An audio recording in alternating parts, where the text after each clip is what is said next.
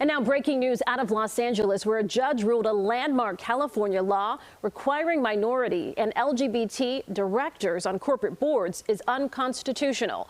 A conservative legal group fought the diversity law, arguing it was illegal to use taxpayer funds to enforce the mandate. We have some good financial news to share. According to the Labor Department, employers added 431,000 jobs last month. That's the 15th month in a row of job gains. Leisure and hospitality led the increases. The nation's unemployment rate is now down to 3.6%.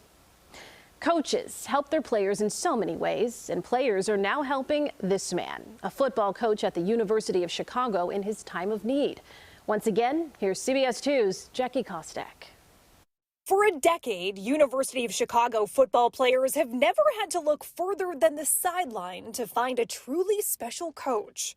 And the guy just brought an energy, a beacon of hope and joy every day. John Kropke, an old school kind of coach, reliable, consistent, and there when you need him. I have not met a single person that does not love Coach Kropke. But in late March, the beloved assistant coach took an unexpected hit, suffering a stroke that left him unable to speak or move the right side of his body. To get that news was tough, and then, tough to also tell our players, because they know that what he means to the program. But just as soon as Maroons defensive coordinator Luke Cutcomp shared the news, within the hour, the calls started coming in, the text, "Coach, what's going on?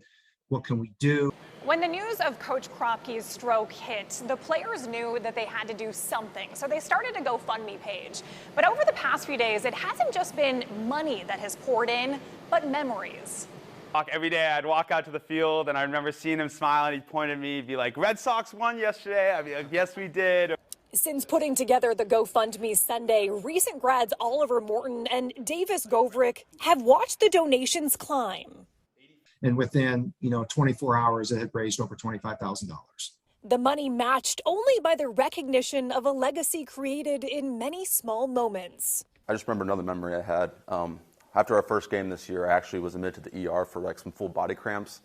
Wasn't anything serious, but it was a huge win, and everybody was celebrating, but I was in the ER for another 5 hours after the game.